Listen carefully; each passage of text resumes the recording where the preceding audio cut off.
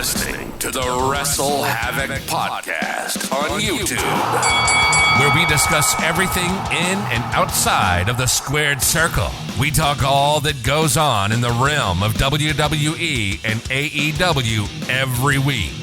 And now, here's your host, the one that will give you a reality check on pro wrestling, Flamin' Ricky DeReyes. This is the WrestleHavoc Podcast.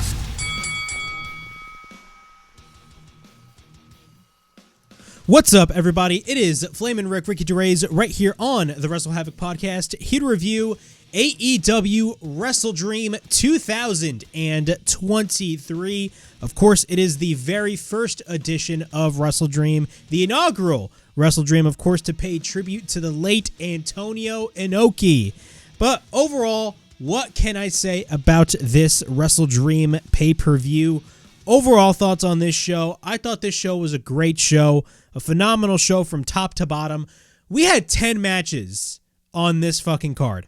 10 matches on this card. And honestly, usually when it comes to AEW pay-per-views, yeah, they're $50. And yeah, of course, they're worth the $50, but you do not need to overstack the card with 10 fucking matches, let alone like 3 or 4 extra matches on the buy-in. I think that's a little bit overkill in my opinion. There were some matches that I didn't really care about that didn't really need to be on the show, to be quite honest with you. For example, a match like Ricky Starks versus Wheeler Yuta for me didn't really need to be on this show. But nonetheless, I definitely enjoyed the show. Of course, the biggest, I don't want to say elephant in the room because honestly, everybody knows about it already, and I'm reviewing this a week after this already happened. Of course, the big thing is Edge. Yes, Edge. Adam Copeland is officially All Elite with All Elite Wrestling. He's finally in AEW, and honestly, I couldn't be more happy. Honestly, if you think about it, man, Edge, you know, even though I enjoyed his return to wrestling and his recent WWE run, I feel like he, didn't really have much to do there anymore. Like, he didn't have anything left to do there in WWE anymore. Not only that, I don't think, it really, scratched the surface like we all wanted it to be. And hopefully with this new AEW run, he's able to do the things that he wasn't able to do in the WWE. Of course, his first target is Christian Cage. They had a phenomenal segment this past Wednesday on Dynamite, and tonight on Title Tuesday, he, of course, is going to be making his AEW in-ring debut against Luchasaurus, so that's going to be freaking awesome to see. But we'll be talking about Edge and everything else. Of course, the reaction on social media was mostly positive, but, of course, you had all the quote-unquote tribalists on the internet. I know, I hate the word tribalism, but unfortunately, it's a real thing. And all these WWE fans are so fucking upset that Edge is in AEW. What are you a fan? Are you a fan of the wrestler, or are you a fan of the initials and the 3 letters? I mean, that is absolutely ridiculous. If you're mad that Edge is in AEW, clearly you are not a fan of Edge to begin with. That is to say the least. But nonetheless, we had pretty good matches on this show. Of course, we had the main events, that being Christian Cage and Darby Allin in a 2 out of 3 falls for the TNT Championship. That was the main event. And that is for a championship that I have been criticizing the direction of throughout last year and this year, early this year. And it's great that the TNT Championship is finally back where it needs to be. Christian Cage is on the run of a lifetime right now, and he's arguably doing the best work of his whole career, to say the least. So that was great to see. We had, of course, the dream match that everybody has been wanting to see, in which we had Bryan Danielson wrestle Zack Sabre Jr. And I know technical wrestling is not for everybody, and it's very much true, it's not for everybody. But, man, I got to be brutally honest, man. That match was a fucking technical masterpiece. So I'll talk about that as well. We had Swerve Strickland versus Hangman Adam Page, which was awesome as well. I mean, I love the direction that they're taking Swerve Strickland. Clearly, AEW is viewing Swerve Strickland very highly at the top of the list, and they're definitely going to be pushing Swerve Strickland further on down the line, especially after he beat Hangman Adam Page on this WrestleDream show. And mark my words, it's not a matter of if, it is a matter of when Swerve Strickland will be the AEW World Champion sooner rather than later. Is it going to be now? No, but he will eventually get that title, whether you like it or not. And honestly, Swerve Strickland fucking deserves it because he is a superstar in the making. We had other matches like Eddie Kingston versus Katsuyori Shibata, FTR versus Aussie Open, Julia Hart versus Chris Statlander. We had a lot of matches on this show, but overall, I thoroughly enjoyed WrestleDream for what it was. I thought it was a great show. Of course, AEW is expanding their pay-per-view schedule, and the rumor is that they're probably going to be going to a monthly pay-per-view format, and honestly, I'm actually for that. Originally, I wasn't for that, but now with, the current pay-per-view format and the lack of builds that we've been having for shows like Revolution, Double or Nothing, those types of shows and All In and All Out, those shows barely had any build. And with a monthly pay-per-view format, it forces the creative team immediately after one pay-per-view is over to go straight to the next pay-per-view and immediately start building for that pay-per-view. So it's great that they're probably going to a monthly pay-per-view format. And apparently there's going to be a pay-per-view for AEW by the end of this year as well after Full Gear. So a lot of stuff coming out of the realm of AEW. Apparently, they're going to be going on Max finally, but there's no official announcement on that recently. So we're going to have to wait and see what goes down. But overall, I thought WrestleDream was a pretty good show, to say the least. Before I get on with all of this craziness regarding AEW WrestleDream, please make sure to like and subscribe to the WrestleHavoc Podcast right here on YouTube, in which we discuss everything in and outside of the squared circle. Make sure to like and subscribe for more content. And as the friggin' referee would say, ring that damn bell for more notifications. Of course, if you guys had missed it, the WWE Fastlane review is up on the channel. I talk about Seth Rollins versus Shinsuke Nakamura in a amazing last man standing match.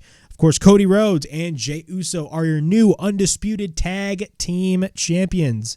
And Mr. John Cena, the face that runs the place, the greatest of all time, that WWE would say, which honestly, I know some people could debate that, but for my generation, why not?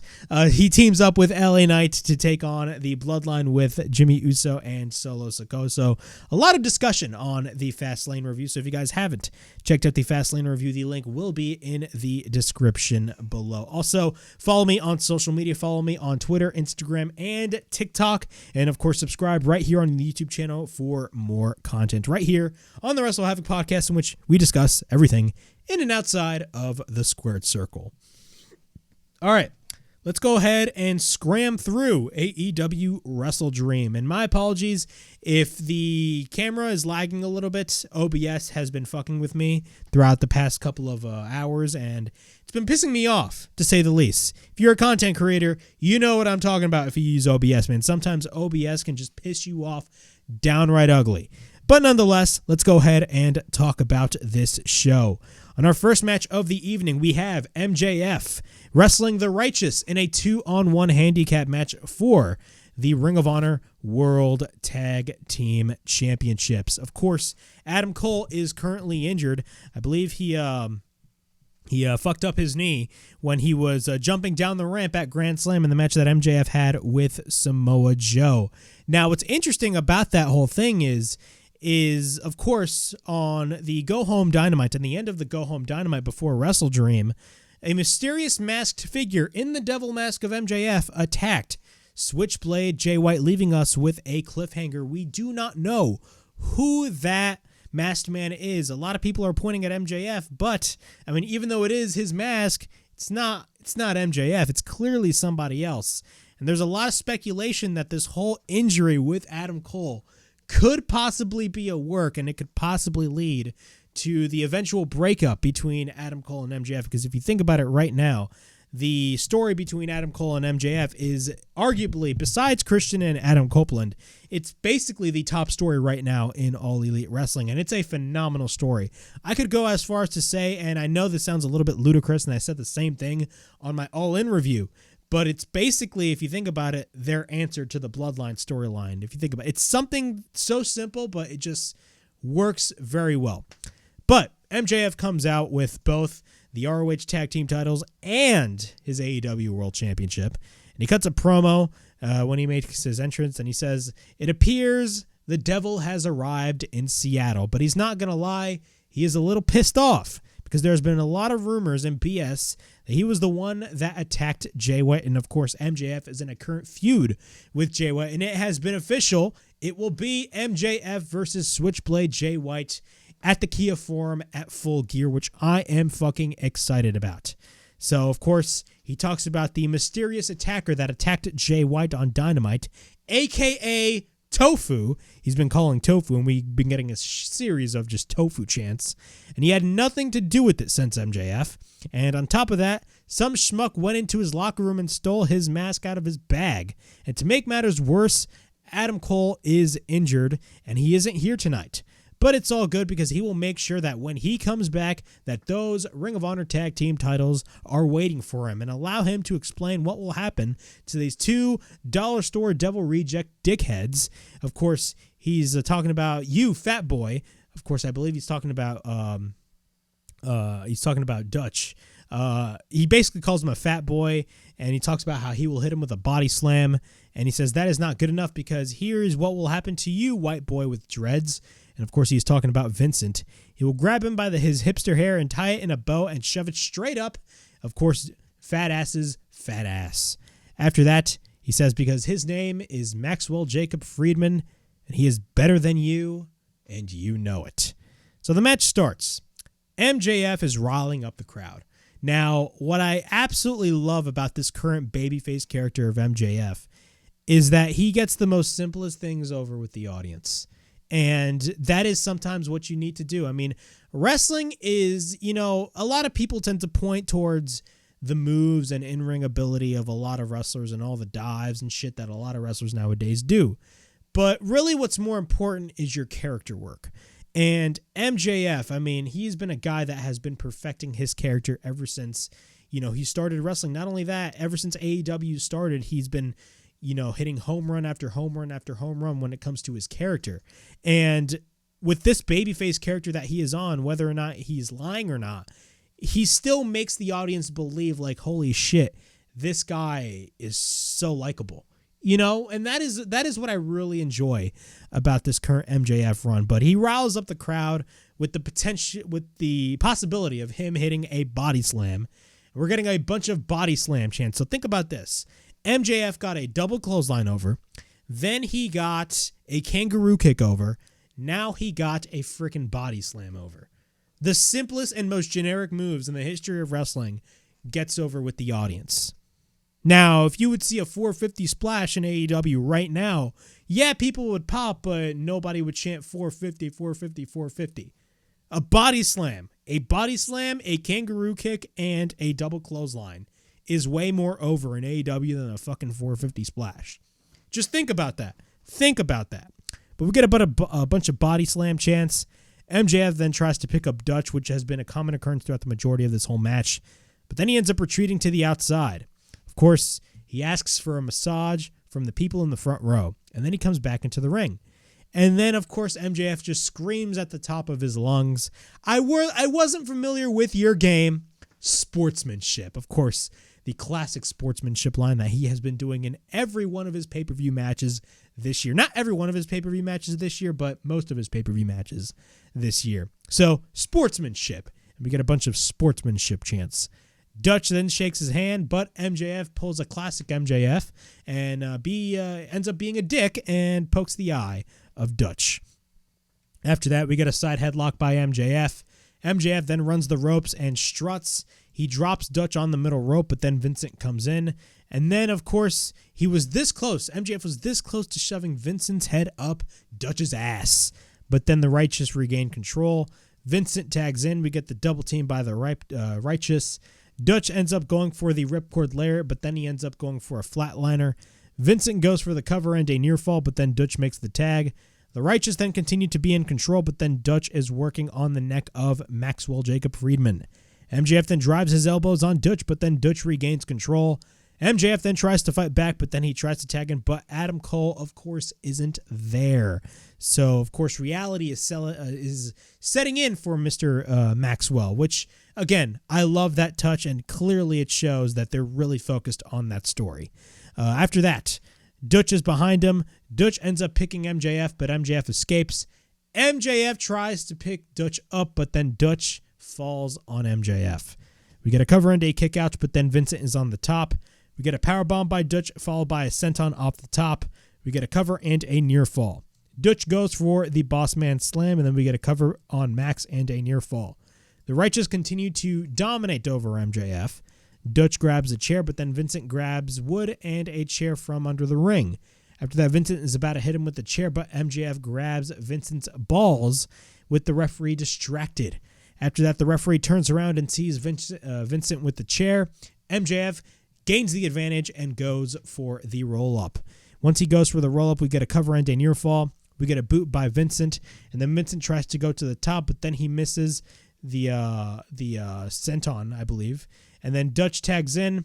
MJF fights off the Righteous. He slams Vincent, and after that, he tries to slam Dutch, but then Dutch tries to fight back.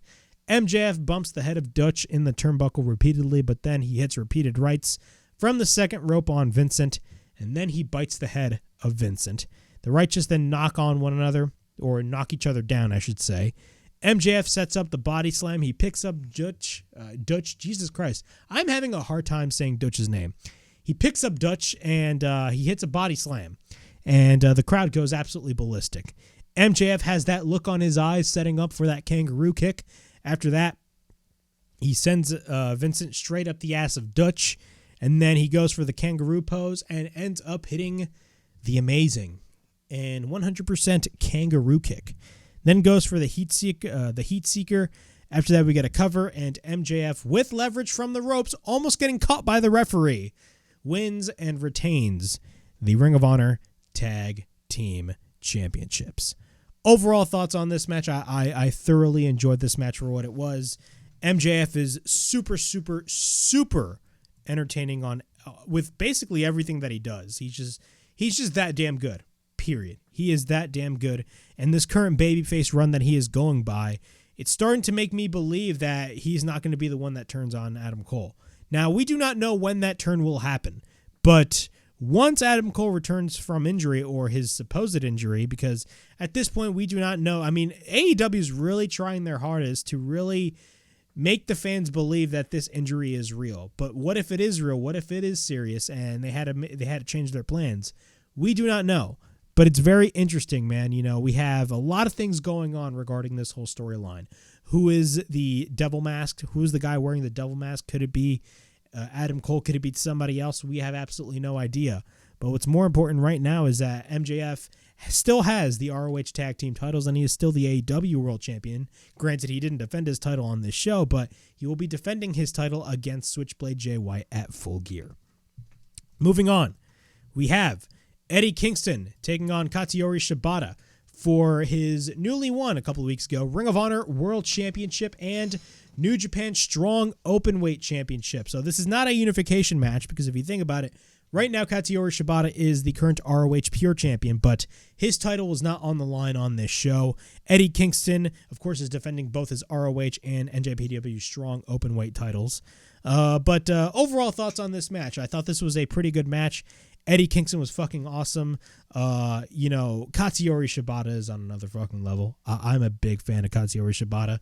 He's just so badass. Not only his theme song is just fucking awesome. It's the way his mannerisms and the way he just takes action in his matches. I absolutely love what he does. But we're going to go through this match. Both lock up. We get a chop by Kingston followed by a second chop. Shibata sits down. And then he ends up no-selling the chops by Eddie Kingston. Then after that, he takes down Eddie Kingston, but then we get a kick to the back of Kingston. After that, we get repeated chops by Shibata on Kingston, but then Shibata goes for a furious round kick on Kingston. We get a cover and a near fall. Shibata then is in control over Kingston, but then he ends up applying a submission, and then Kingston gets his foot on the bottom rope. Shibata ends up going for a waist lock, but then Kingston escapes, but then he gets caught into an ankle lock. Kingston then gets his hand on the bottom rope, but then Shibata applies the figure 4 leg lock. Kingston then drags himself onto the bottom rope, but then Shibata continues to work on the knees of Kingston. Then he goes for the bow and arrow submission. After that, he transitions into the side headlock. Kingston goes for the backdrop driver, but then Kingston ends up going for a clothesline in the corner. And then he ends up hitting repeated rights in the corner, but then Shibata gets up, but then gets taken back to another chop. Shibata then with the boot in the corner. After that, he hits repeated elbows on Eddie Kingston in the corner. He goes for a running missile dropkick. After that, we get a cover by Shibata and a kick out. Shibata then goes for a series of piranha-style kicks. Kingston gets up with repeated strikes, but then we get a boot by Shibata. Eddie then goes for the lariat, but then both men end up going for a series of exchanges. After that, Eddie drops down on his knees as well as Shibata from the exchanges. Eddie Kingston goes for the exploder suplex, but then Shibata goes for the back heel trip. We get repeated kicks on Kingston by Shibata, but then he follows up with the overhand chop. And then he applies the Cobra twist or the abdominal stretch. It looked like an abdominal stretch. I don't know if those are the same thing. My apologies. Then he transitions into the octopus hold. Kingston almost fades. Kingston then gets his hand on the bottom rope, but then Shibata goes for a series of right hands. Then Eddie Kingston goes for the first of many near the end of this match, Hurricanes, which was, of course, his spinning back fist. After that, he goes for a spinning back fist, or I should say Shibata fires back with the spinning back fist of his own. Both exchange back fists. Shibata goes for the running kick, taking Eddie down, but then both men go for a series of exchanges once again. Eddie goes for the spinning back fist. We get a cover and a 1 count. Eddie then goes for the Northern Light Bomb. We get a cover and another kick out. Then he hits the Hurricane again. He goes for the power bomb and we get a cover. And Eddie Kingston retains the Ring of Honor and New Japan Strong Openweight Championships. After that, both men celebrate in respect after their hellacious and great match, by the way. And that was that. Overall, I thought it was a great match. Eddie Kingston as the Ring of Honor champion is the right way to go. I mean, throughout Eddie Kingston's whole run in AEW, Eddie Kingston has not won a championship until now. And honestly, for me, that's kind of a crime. Because Eddie Kingston, I don't give a shit what anybody says, Eddie Kingston is world championship material. You know, you can talk about his physique all you want, but from the moment when he steps foot in that ring, he is 100% action. Not only that, when he is in the ring and he grabs a microphone, you believe everything that Eddie Kingston is saying. You not only believe everything he's saying, you also feel what he's saying. So Eddie Kingston, of course, riding high right now as the current Ring of Honor World Champion, and rightfully so. And he's giving us all these banger matches, which I absolutely love. After that, we got Chris Statlander, the current TBS champion, defending her title against Julia Hart. Julia Hart, she has been doing tremendous work on AEW TV for a while now. Her entrance alone is breathtaking. I absolutely love the entrance of Julia Hart, and I love the direction that they are taking Julia Hart. See, this is the type of stuff that we need more of on AEW TV. We have characters like Julia Hart, and we have characters like Timeless Toni Storm. And Timeless Toni Storm is not only entertaining, but it is exactly what the women's division in AEW needs. Speaking of Chris Statlander, of course, she was the one that defeated Jade Cargill not once, but twice.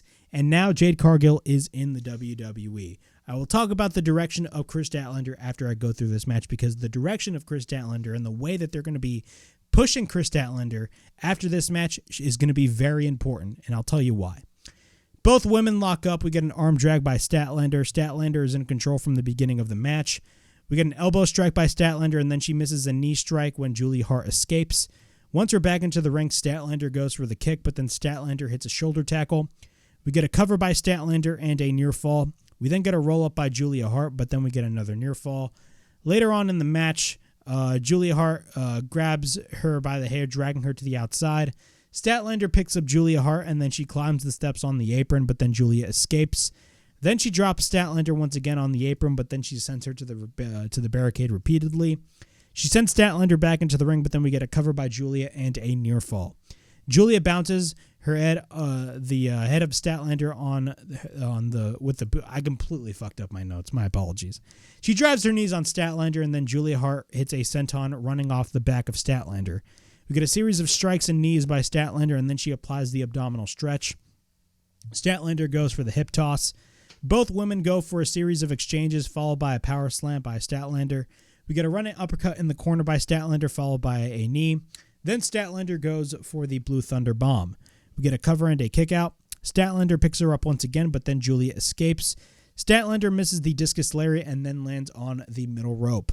Brody King ends up distracting Chris Statlander. Julia's behind her. Julia then tries to go for the mist, but Statlander catches Julia Hart spitting the mist, and then she ends up hitting the Blue Thunder Bomb. We get a cover and a kick out. She then hits the deadlift German suplex. Statlander goes to the top, but then Julia has the right hand, or I should say hits a right hand. After that, Julia goes to the top rope, but then both women are on the top. Julia throws Statlander down, but then Julia is hanging upside down, which was a phenomenal visual, to say the least. After that, Statlander comes back. Julia takes her out once again, and then she ends up hitting a beautiful moonsault off the top. We get a cover by Julia Hart and a kick out when Statlander gets her foot on the bottom rope. Julia Hart then tries to go for the Heartless Submission, and then finally applies the Heartless Submission. After that, Statlander reverses, but then Statlander gets her up. She ends up hitting the Tombstone, and then after that goes and hits the Sunday Night Fever. And we get a cover, and Chris Statlander retains the TBS Championship. Overall thoughts on this match. I thought this match was phenomenal. At first I didn't really think much of it, but later on, in the later portions of the match, I thought the match definitely delivered, and you can tell. At first, the crowd was kind of like dead, but then later on in the match, the crowd was definitely starting to get behind not only the work that Chris Statlander was doing, but also the work that Julia Hart was doing. And honestly, the character progression of Julia Hart is what's intriguing me the most. I think Julia Hart's work has been absolutely phenomenal. She has not only improved in the ring, but when it comes to her character work, she has done tremendously well. The video packages that they have been airing of this Julia Hart character of the House of Black, not only that, her entrance alone, again, as I've stated right before I went through the entire match, her entrance alone is 100% breathtaking, and that is something that you really want in any wrestler. And Julia Hart is absolutely knocking it out of the park. Now, I know some people wanted Julia Hart to win the TBS Championship. Me personally, I think Chris Statlander retaining the TBS Championship was the right decision to make. Because if you think about it, and I believe I watched JD from New York. I'll say that right now. And Jesse brought up a good point, and I believe it was one of the Dynamite reviews or a Collision review. I completely forgot. But he brought up a good point. If Jade Cargill is going to the WWE and they're booking her 100% undefeated over there, who is the only person in AEW that defeated Jade Cargill? Chris Statlander. Now you have to put the full-on rocket strap on Chris Statlander, because if you don't put the rocket strap right now granted, they kind of do have the rocket strap on her, but what I'm saying is like they really need to push her strong and make her look really strong, because she was the person that dethroned Jade Cargill. She was the person that beat Jade Cargill. So honestly, if you think about it, they really need to book Chris Statlander way stronger. And they're booking her really good. It's just right now they need to have more and more and more focus on Chris Statlander, because clearly she is the future of the women's division. But not only that, Chris Statlander is just a phenomenal worker, and she really deserves all our praises. So yeah, Chris Statlander retains the TBS Championship. Julia Hart, even though she lost, she comes out of this match looking very strong.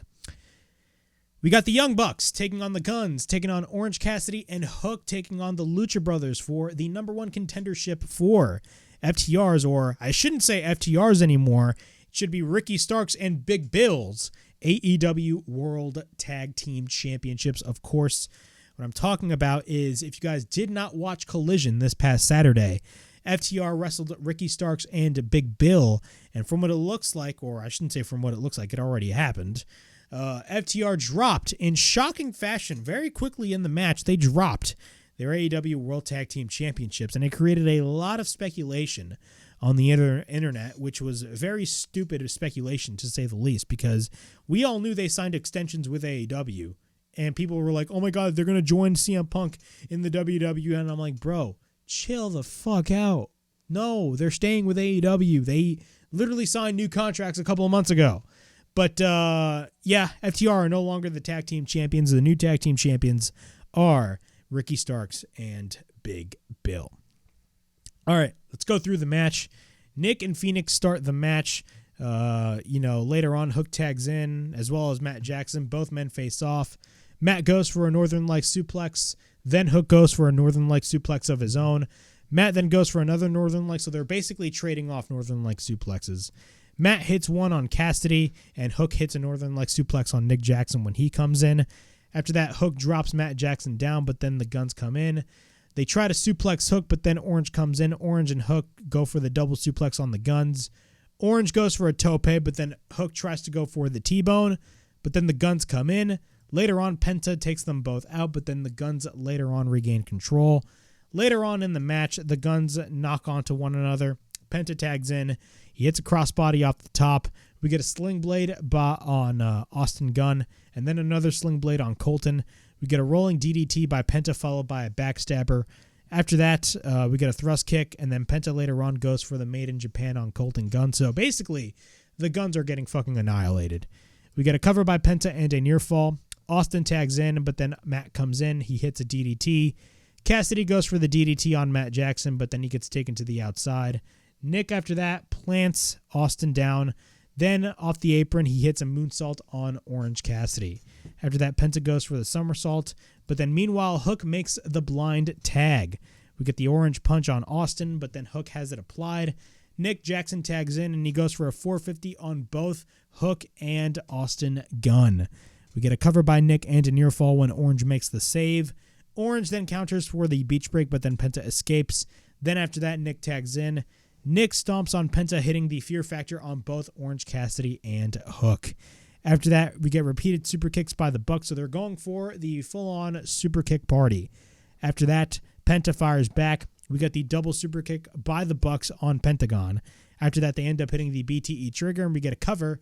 1, 2, 3, and the Young Bucks are the new number one contenders for the AEW World Tag Team Championships. Now, at the time that match happened, everybody thought we were going to be getting a rematch between FTR and the Young Bucks, the fourth match. And honestly, even though I'd be down for that match, I don't think, we don't really need that match because they've already wrestled 3 times. Once two teams wrestle 3 times, you're good. So I don't think they really need to wrestle FTR. And of course, from what happened this past Saturday, they are no longer going to be wrestling FTR. They're going to be wrestling Ricky Starks and Big Bill. Now, we do not know when. I don't think AEW has announced when they're going to be wrestling Big Bill and Ricky Starks. Some people are speculating that it could be Full Gear. I doubt it, but it's probably going to be, maybe a couple weeks prior. Who knows? We're going to have to wait and see. Swerve Strickland versus Hangman Adam Page. A feud that, honestly, I've been enjoying very, very, very well. The mic work that Swerve Strickland and the work in general that Swerve Strickland has been doing has been absolutely phenomenal. This is the direction that Swerve Strickland needs to be in. Because if you think about it, Swerve Strickland, and I've constantly stated this over and over and over again, Swerve Strickland is a superstar in the making.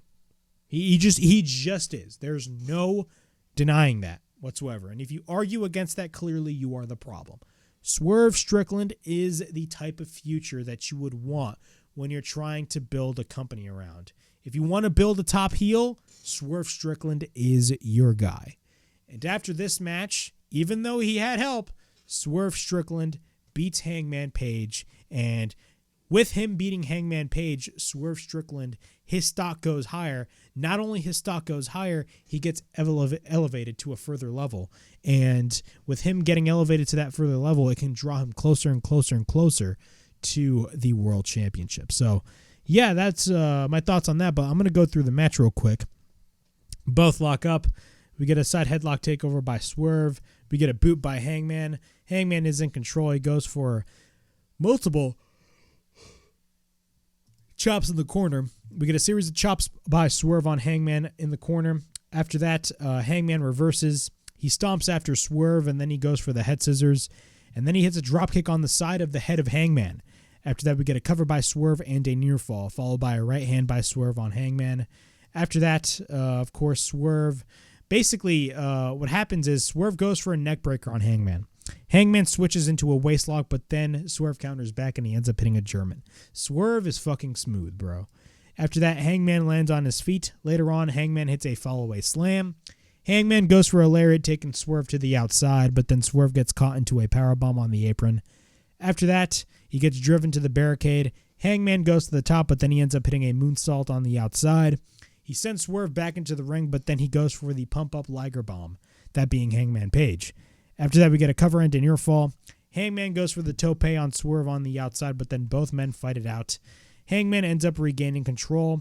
Hangman then sends Swerve in the ring.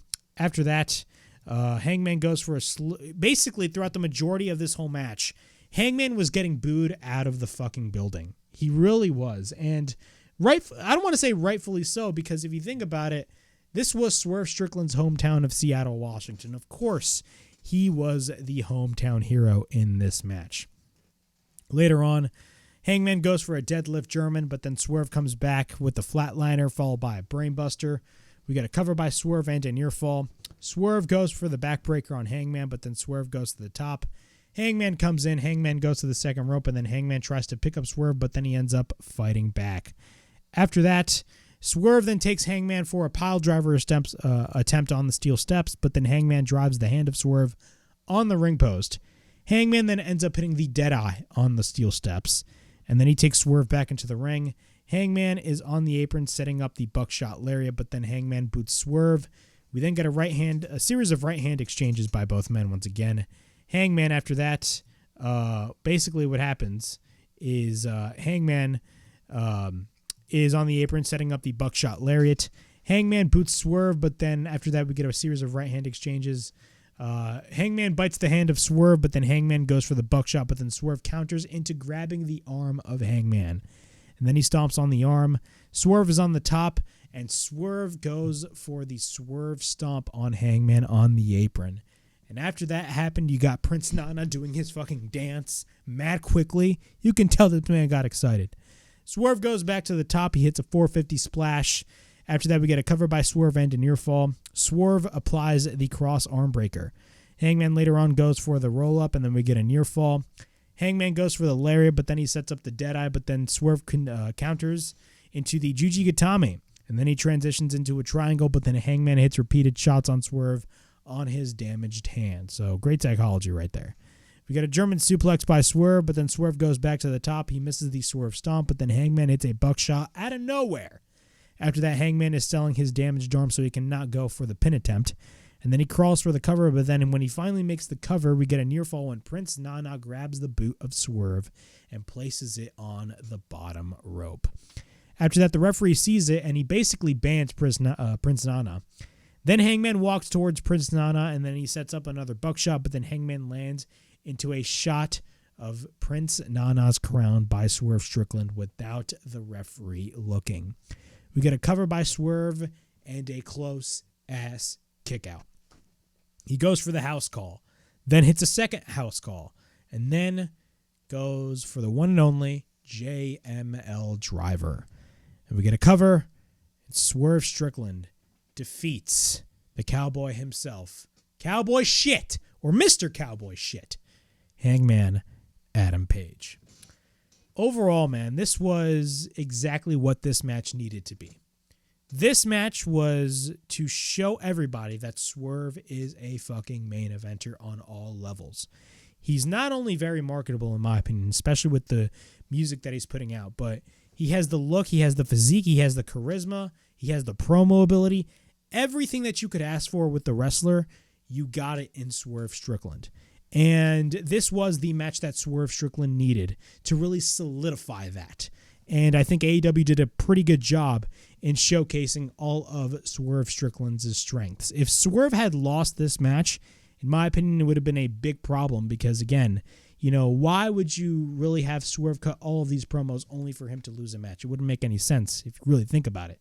So I'm glad that they gave the win to Swerve Strickland because he really does deserve it, man. He's been busting his ass all year, and, you know, I'm going to be brutally honest, man. It's not a matter of if. It's a matter of when Swerve Strickland will go after the AEW World Championship. Holy shit. We're in 40 minutes of this whole review. All right. Moving on. We got Ricky Starks taking on Wheeler Yuta of the Blackpool Combat Club. A match that really, if you think about it, did not need to be on this card. Even though I'm digging the work that Ricky Starks is doing, but let's be brutally honest with ourselves.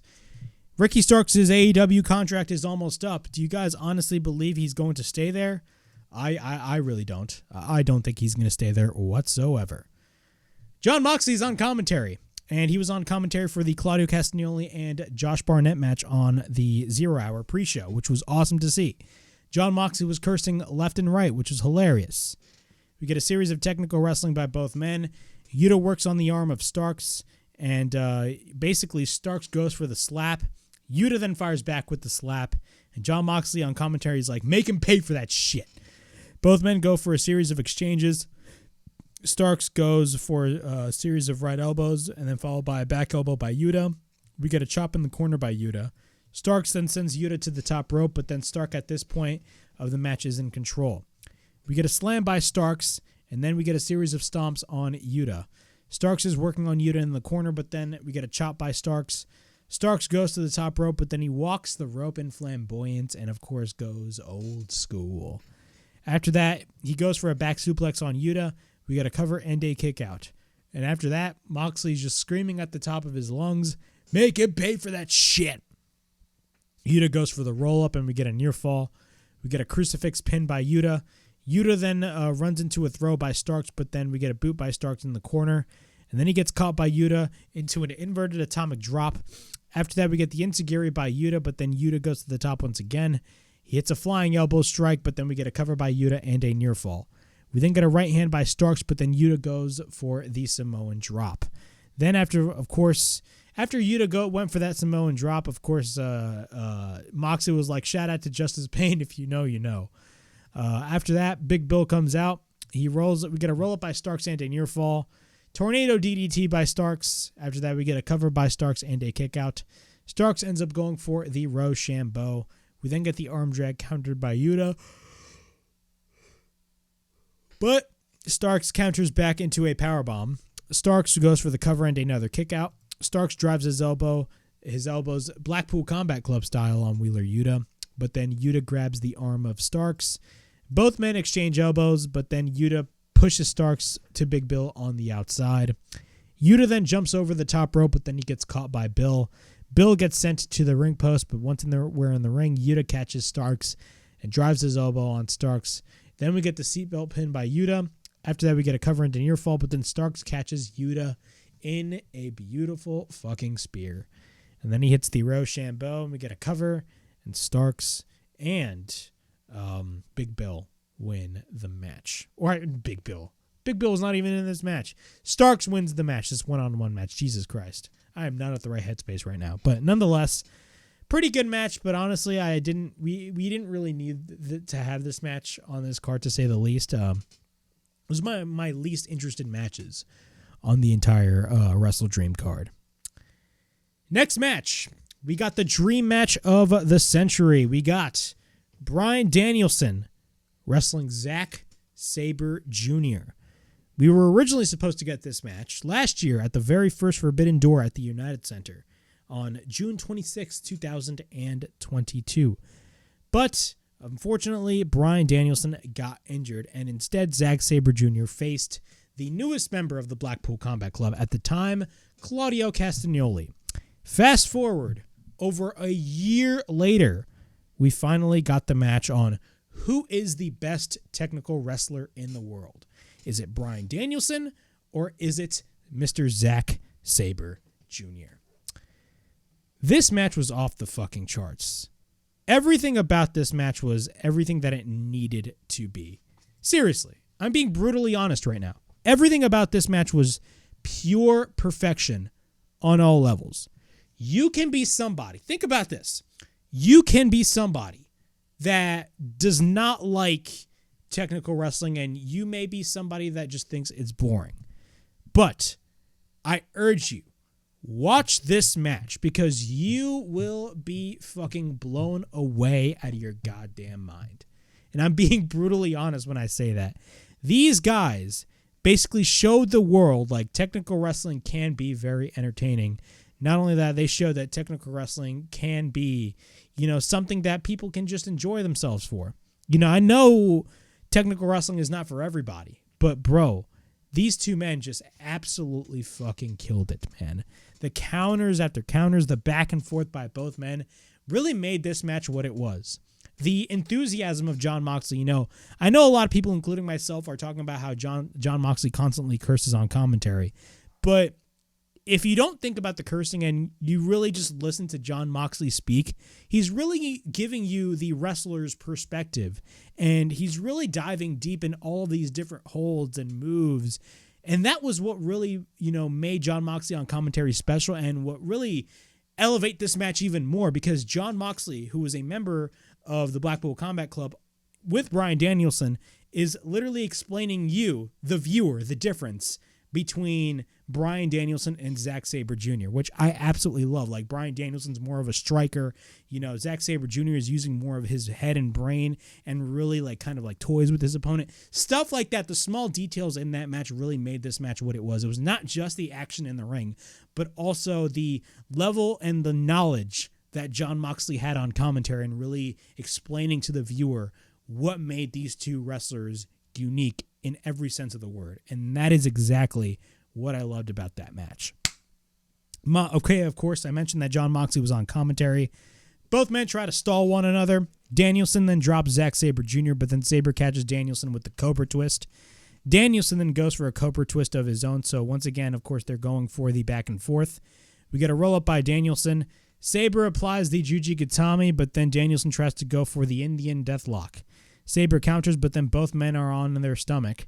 And then both men are upside down with a double crab hold, which was fucking awesome.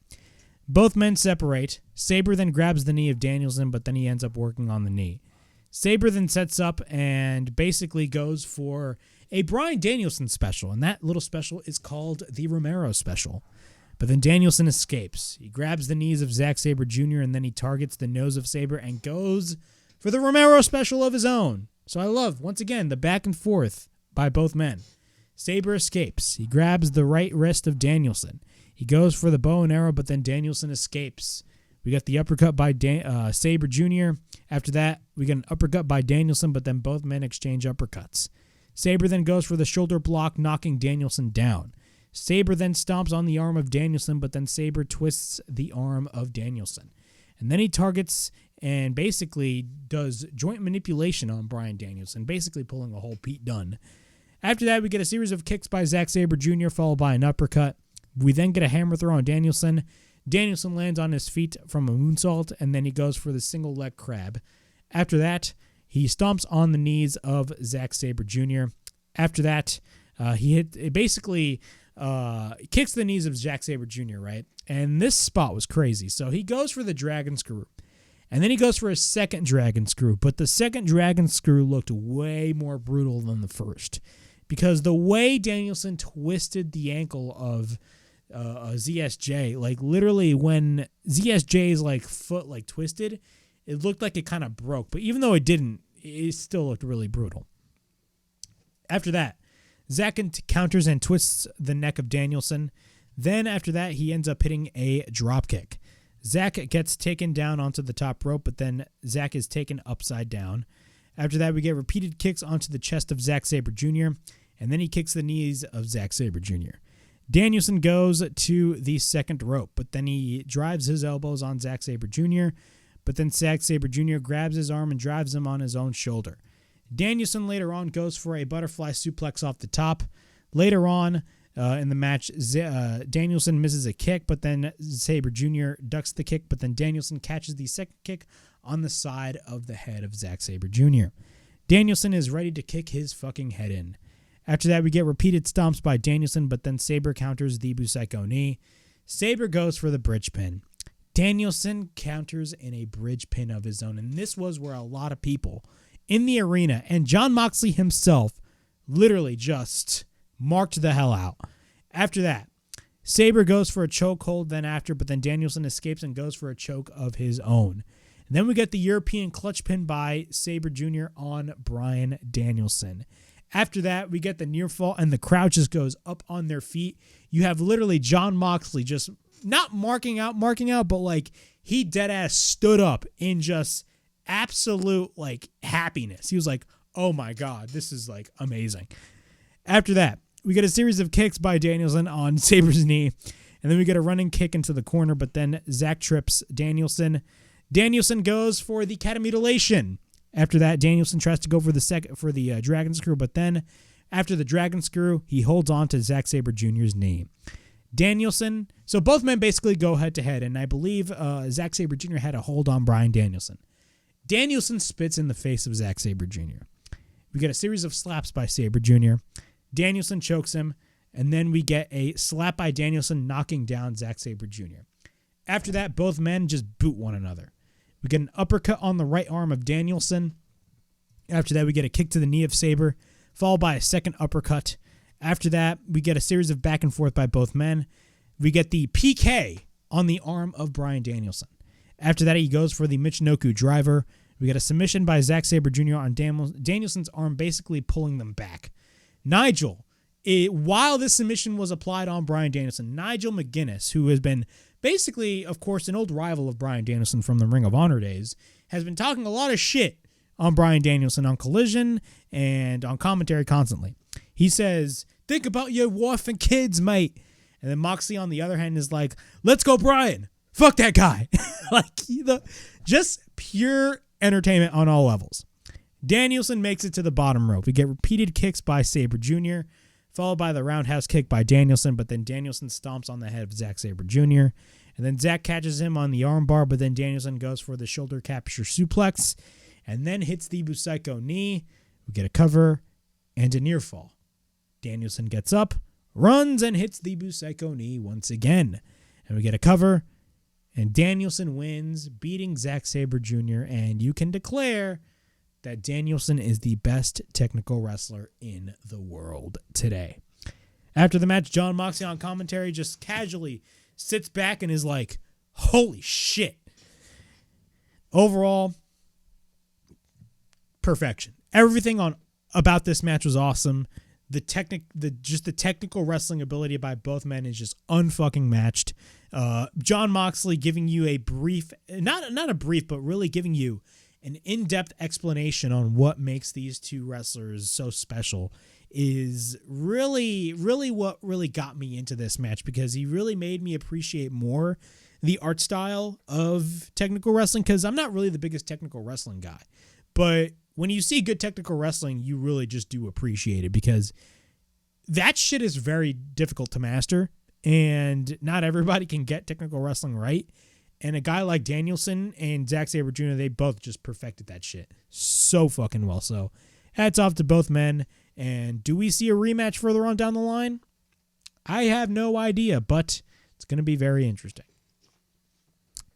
Kenny Omega, Chris Jericho, and Kota Ibushi, the Golden Lovers, with take on, of course, the Don Callis family, or the Golden Lovers, Kenny Omega and Kota Ibushi, teaming up with Chris Jericho, the unlikely duo of Chris Jericho and Kenny Omega, take on Will Ospreay, Konosuke Takeshita, and the newest member of the Don Callis family, Sammy Guevara.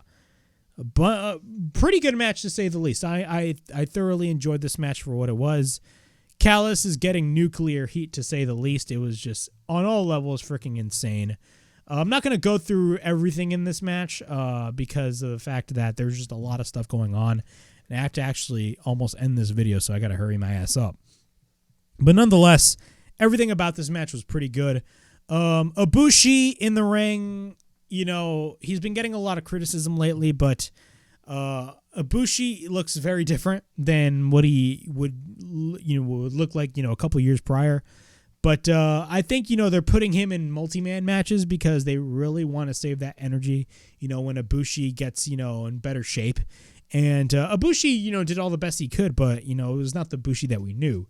Kenny looked great. Jericho is fucking awesome. I loved the triple team by not only the Golden Lovers, but them teaming up with Jericho. It was a great visual. And just all these spots out of nowhere, just phenomenal. Jericho goes for the La Sex Gods post with the Bushi. We get a series of kicks by Ibushi on Sammy, followed by the standing moonsault. Later on, Kenny is legal. The Golden Lovers double team on Sammy Guevara, and then they go for the double moonsault on the outside. We get a cover by Jericho and a near fall. After that, Kenny throws Sammy into Ibushi with him hitting a German suplex. Then Jericho goes for the Lion Tamer, but then Takeshita comes in and hits a German suplex. Then he hits the German on Omega and damn near landing on his fucking neck. I don't know if that was clearly that was that was not intentional, or maybe it was not from a kayfabe perspective, but that was clearly intentional from a kayfabe perspective. And bro, Like, that shit was brutal. Like, they're really booking Takeshita strong. And he did the same thing to Ibushi, damn near landing on his neck. Jericho fights off Ospreay and Takeshita. Takeshita goes for the right hand, but then Ospreay goes for the hidden blade, and Takeshita goes for the running knee, but then both men land on one another. Jericho goes for a drop kick on Takeshita on the outside. After that, Jericho and Sammy fight it out. We get a standing Spanish fly on Sammy, but then Sammy goes for a shooting star press on the outside. Jericho goes for a code breaker. Later on, both men fight it out. We get a Snapdragon on Ospreay. Sammy goes for the cutter on Omega. Later on, Ospreay and Takeshita hit the double boot on Jericho in the corner. Sammy hits the code breaker on Jericho. We get a cover by Sammy and a 1 count. Jericho then fights off all 3 heels, but then the heels gang up on Jericho. Ibushi gets up slowly, and once he gets up slowly with the fucking pissed off look on his face, you know shit's going to go down. So after that, basically he hits a right hand on Ospreay, knocking him down. Basically, he no-sells all the right hands by Sammy Guevara. We got a palm strike knocking down Sammy. Ibushi and Takeshita just fight it out. Ibushi lands on his feet. Takeshita goes for a lariat, but then Ibushi fires back with a lariat of his own. After that, Ospreay goes for a series of boots. Omega goes for the knee along with Ibushi, but then Sammy blocks the golden trigger with the crossbody on Omega and Ibushi. After that, all hell breaks loose. Everybody's just going after one another. We get a series of kicks and knees by everybody. Omega picks up Ospreay, but then Ospreay takes Omega to the outside. We get the Sky Twister press by Will Ospreay on the outside. After that, we get a roll-up by Sammy grabbing the trunks of Jericho. We get a near fall. We get the Judas effect on Ospreay, but then we get the super kick by Sammy. And then Sammy goes for a second super kick, and then Jericho is on the top. He hits a Hurricane Rana off the top, but then Jericho, basically Ospreay lands onto the referee. But then we get a cover by Jericho, but then Ospreay holds on to the referee. And then finally the referee goes and makes the count, but then we get a kick out. Then we get the thrust kick by Sammy on Jericho. Sammy picks up Jericho, hits the GTH, and we get a cover. But Jericho counters into the walls. Then Don Callis grabs the bat, that being Floyd, and hits it on Jericho without the referee looking. And we get a cover by Sammy Guevara, and the Don Callis family wins. Overall, it was a pretty good match. I enjoyed it. The Don Callis family story is only going to get better down the line. I think, with Don Callis, I mean, I know a lot of people are not really feeling this storyline, but me personally, I am. And if you think about it, AEW is really telling multiple different stories. They always told stories, but ever since Bloodline, AEW has been criticized about just putting matches on for the sake of putting on good matches instead of telling stories. And really, if you think about it, AEW has been going full-fledged with stories, man. Christian Cage and Edge, Swerve and Hangman, the Don Callis family, MJF and Adam Cole. They're going like full on with these stories, so it's great to see. But the Don Callis family get the win. FTR and Aussie Open, I'm not going to go through this match. Honestly, I didn't really care much about this match. I was excited when they first announced it, but after everything that has went down, honestly, I didn't really care as much about this match. But FTR ended up retaining the tag team titles, but they eventually lost it on Saturday on Collision to Ricky Starks and Big Bill in shocking fashion, and that is because Cash Wheeler is injured. So that is the reason why they dropped the AEW tag team titles. Moving on, we got Christian Cage taking on Darby Allin in a 2 out of 3 falls match for the TNT Championship. I'm not going to go through everything about this match, but this match was fucking amazing. Everything about this was damn near perfect, man. Some of the spots on this match were fucking brutal. Everybody knows Darby Allin. Darby Allin is one crazy motherfucker. This man damn near fell, not damn near, he flat out fell and got dropped on his back on steel steps. How? I don't know. But whatever. But we're going to go through this match real quick because, of course, a lot of shit went down. And, of course, we not only had the Edge debut, but we also had a major angle play out before the Edge debut. We get a series of technical wrestling by both men in the beginning of the match. Darby tries to roll up Christian, covering Christian's face with his own turtleneck, which was hilarious. And Darby actually ends up getting the first fall by covering the turtleneck and going for the roll-up, which I absolutely loved. Christian misses the splash. We get the code red by Darby. Springboard crossbody. Later on, Christian sends Darby to the steel steps. Meanwhile, Nick Wayne's mom is in the front row. Then she's like flirting with Christian Cage when Christian Cage walks up to her, and she ends up splashing water on Christian Cage, which is funny as hell. Darby goes for the tope. Then after that, we get a coffin drop on the outside. Once we're back into the ring, the steel steps are set up on the outside, but then Darby gets dropped onto the steel steps, I believe, twice. But these were in brutal fashion. This was in like brutal fashion, which was absolutely crazy. Darby Allin, man, he really does do a lot of stupid spots. Like, you really do not have to put your body on the line. But I always compare Darby Allin to a guy like Sabu. He's a guy that just flat out doesn't give a shit. He will put his body on the line. He doesn't care if he dies. His ghost will put his body on the line. That's how crazy Darby Allin is.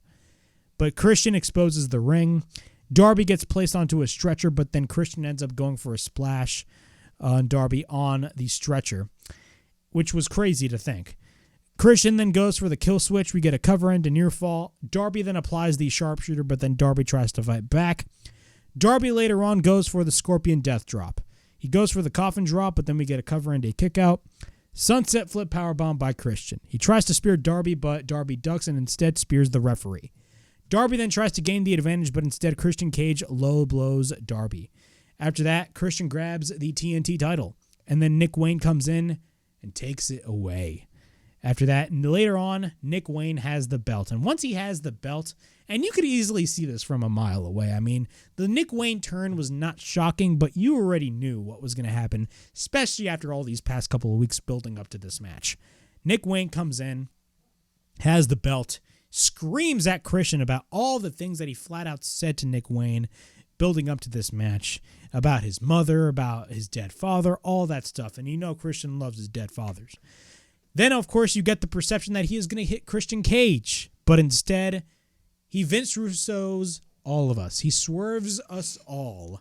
And instead of hitting Christian Cage, who is sitting in the corner, he hits Darby Allin.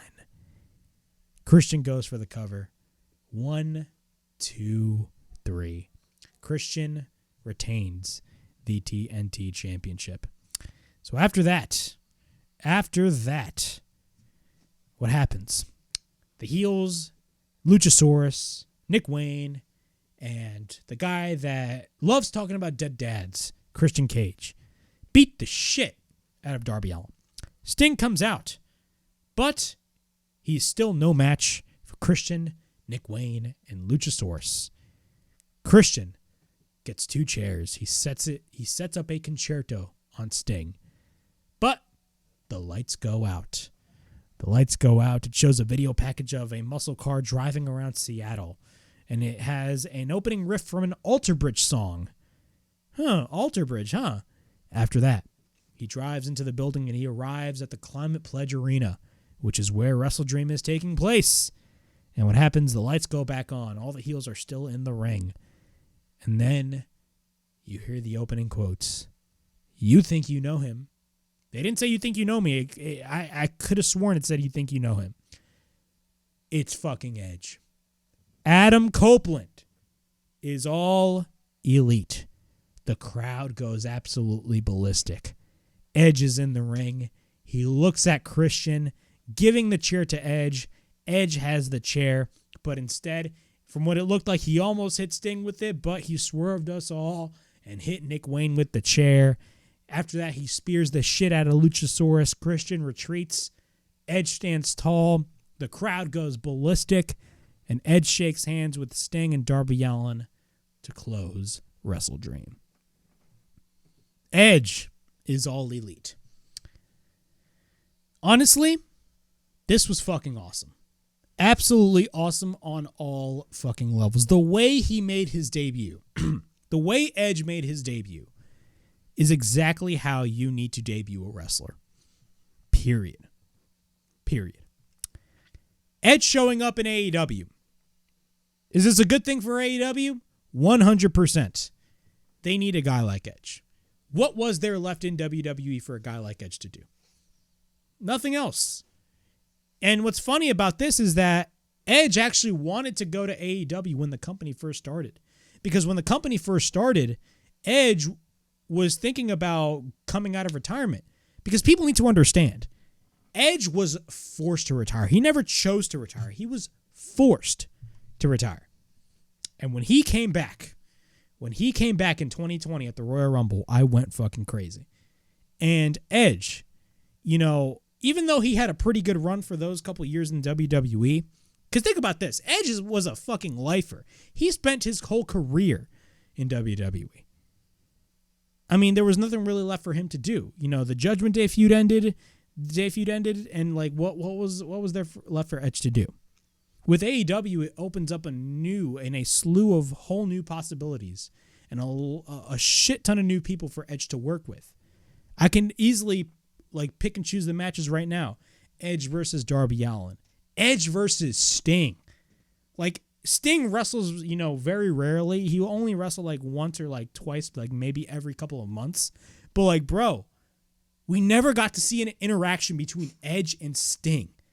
Think about that.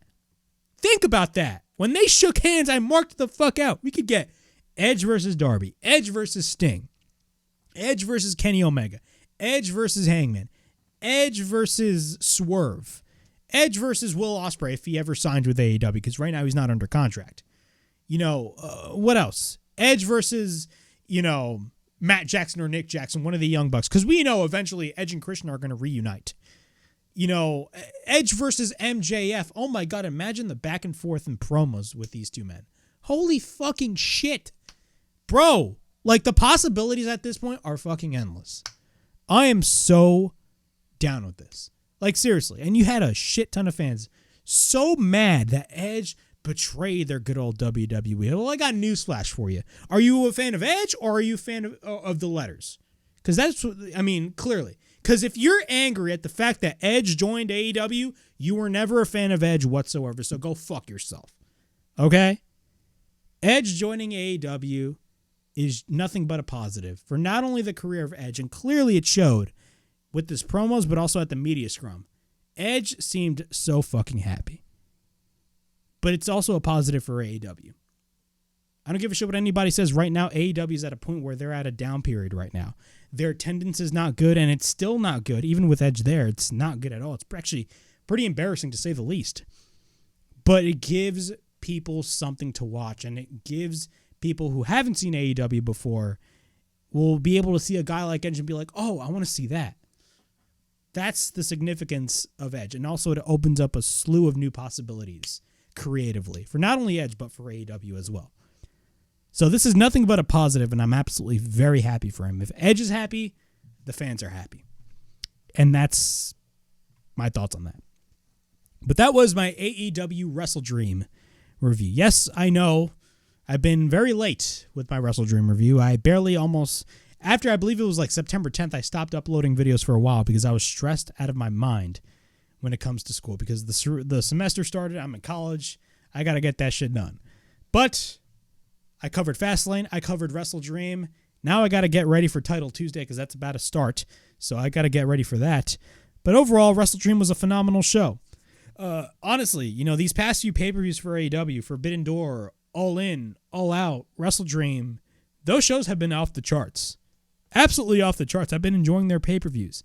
The weekly shows haven't been the best, but their pay-per-views have been knocking it out of the park, honestly. And I'm very excited to see what the future holds creatively for AEW further on down the line. But that was WrestleDream 2023. Please like, subscribe, comment down below, push that bell for notifications. Look out for more videos right here on the WrestleHavoc Podcast in which we discuss everything in and outside of the squared circle. Make sure to like and subscribe for more content. And as the freaking referee would say, ring that damn bell for more notifications. And as always, it is Flamin' Rick Riggy DeRays signing out. I'll see you guys later for AEW Dynamite Title Tuesday. Peace.